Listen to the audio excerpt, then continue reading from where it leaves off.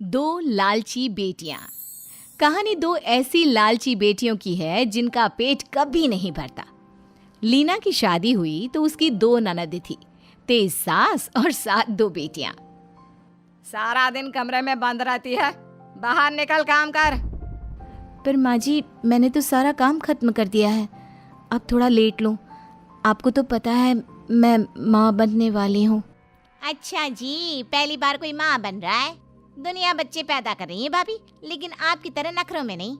चलिए एक गिलास पानी दीजिए, और वो भी ठंडा।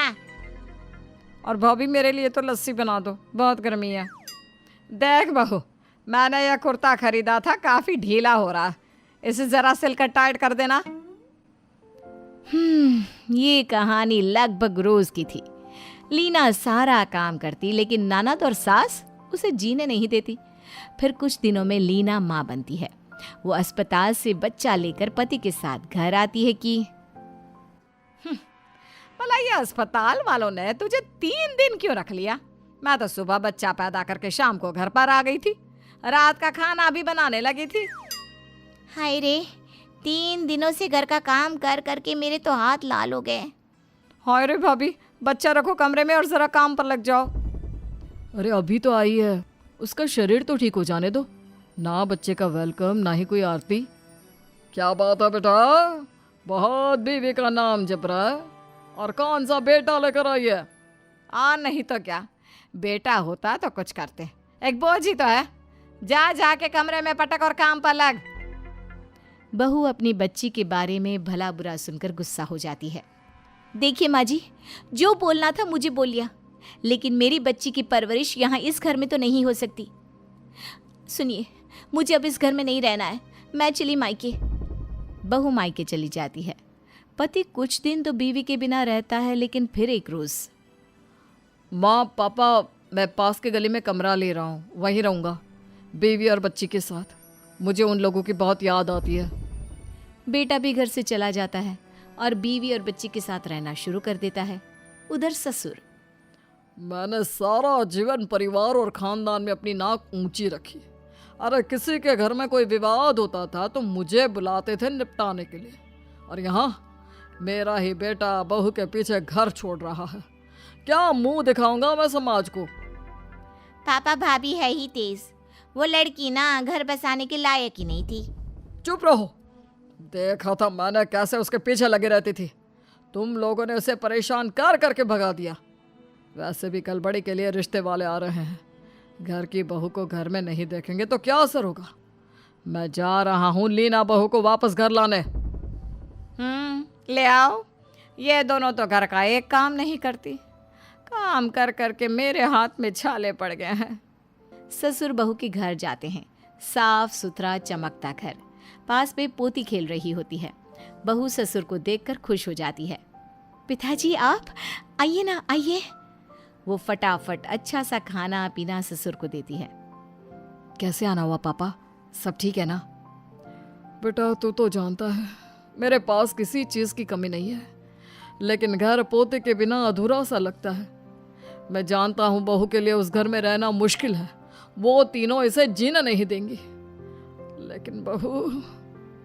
ये बोलकर ससुर बहू के सामने हाथ जोड़ लेता है। अरे पापा क्या हो गया, सब ठीक है ना? बेटा मैं उस घर में परमानेंट आने के लिए नहीं कहूँगा, लेकिन कल के लिए आ जा। वो बड़ी को देखने के लिए लड़के वाले आ रहे हैं बेटा।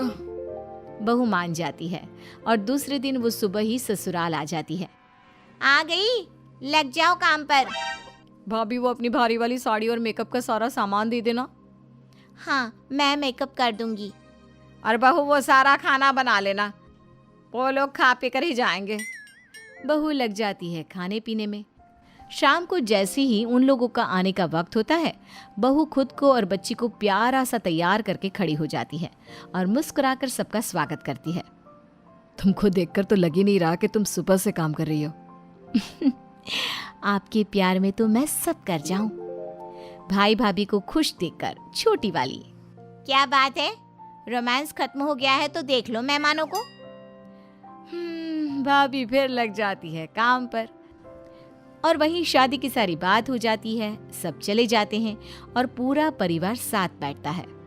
तो बहू तू ही समझदार है, बता क्या लगता है, कर दे शादी? कैसी बात कर रहे हो पापा? बिल्कुल कर दो। देखो कैसे उस लड़के ने मुझे देखते ही हाँ कर दी।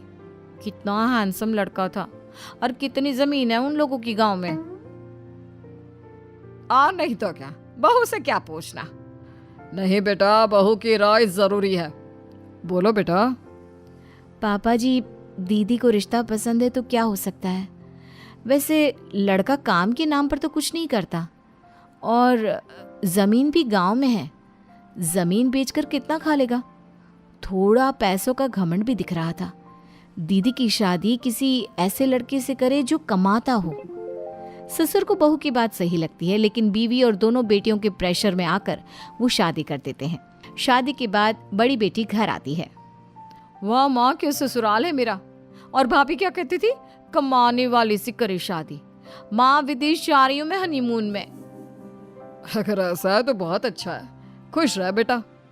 तभी बेटी के फोन पर कोई फोन आता है। पापा, ये टिकट के पैसे इस एजेंट को देना है तो दे देना। ये बोल रहे थे कि इनकी एक डील फाइनल होनी है, वहां से पैसे आते ही पैसे दे देंगे। अरे लेकिन बेटा, ये तो 5 लाख रुपए। हाँ पापा, वहाँ हम लोगों ने होटल और कार भी लिए ना, तो बेटी का हाल देखकर पिता को बहू की बात याद आ जाती है, लेकिन क्या कर सकता था। दिन बीत रहे थे। बड़ी बेटी का किसी न किसी बहाने पिता से पैसे लेने का सिलसिला चल ही रहा था कि एक दिन दामाद, वो पिताजी क्या है ना, अमेरिका में मैं बिजनेस शुरू कर रहा हूँ।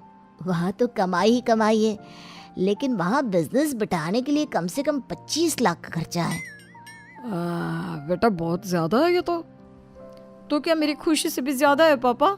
इनकी एक जमीन बिकेगी ना तो सारा पैसा दे देंगे। क्यों जी? पिता मन में सोचते हैं कि पिछले तो कोई दिए नहीं। लेकिन मुझे अभी दूसरी बेटी की भी शादी करनी है, मैं नहीं दे पाऊंगा इतना पैसा।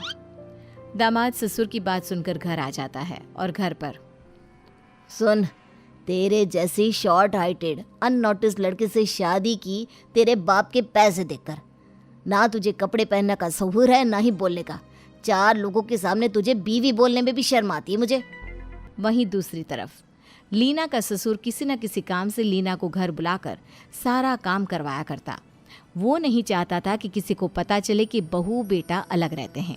फिर एक रोज छोटी, पापा, मैं ना नवीन से शादी करना चाहती हूँ। आप एक बार उन लोगों के घर जाकर मिल लीजिए ना। पर देख गुड़िया, बड़ी बहन बबले की तरह नहीं, सोच समझ कर शादी करना। हाँ पापा, वो लोग अच्छे हैं, आप एक बार मिलकर तो आओ। पिता बहू बेटे को बुलाता है और साथ में छोटी बेटे के होने वाले ससुराल जाता है। लेकिन रास्ते में ही, पिताजी कहाँ जा रहे हैं? यहाँ तो अच्छे लोग नहीं रहते। गुड़िया इतने अच्छी जगह रहने वाली है, वो ऐसे एरिया में नहीं रह पाएगी। तो ठीक कहती है बेटा, लेकिन एक बार देख लेते हैं। एड्रेस पर जाकर पता चले कि पता ही गलत बताया हो। सभी लड़के वालों के घर पहुंचते हैं, जहां लड़की की माँ एक नंबर की तेज लग रही थी। सामने लड़का और उसकी बहन खड़ी थी। गलत नहीं जी, बिल्कुल सही एड्रेस पर आए हैं आप। वो क्या है ना, ये हम लोगों का अपना मकान है। शादी के बाद इसे बेचकर थोड़े पैसे लगाकर अच्छी सोसाइटी में घर ले लेंगे। क्यों माँ? हाँ, और नहीं तो क्या। पैसा क्या बड़ी बात है भाई साहब के लिए। अरे लड़की को अपनी लड़की ने खुद पसंद किया है। ससुर बहू की ओर देखता है। सभी कुछ देर बैठकर घर आ जाते हैं। बिल्कुल नहीं, ये रिश्ता मुझे बिल्कुल पसंद नहीं है। क्यों, क्या कमी है? जैसे भाभी ने दीदी की शादी में कान भरे थे, मेरे लिए भी कान भर दिए होंगे इन्होंने। पिता फिर एक बार बेटी की जिद को मानकर छोटी की भी शादी कर देता है। अब दोनों बहनों की शादी ऐसे घर में हो जाती है जहां उनसे ज्यादा उनके पिता की संपत्ति को पूछा जाता है। फिर एक रोज, बहू, अब तो दोनों बेटियों की शादी हो गई है, अब तो तुम दोनों पोते को लेकर इस घर में आ जाओ। बहू पिताजी से कुछ कहती कि आगे क्या होता है? क्या बहू दोनों ननदों की शादी के बाद घर आ जाती है, या फिर सास की ताने और ननदों का कहर अभी थमा नहीं है? जानने के लिए देखिए कल इस स्टोरी का अगला भाग। तब तक के लिए सोचते रहिए।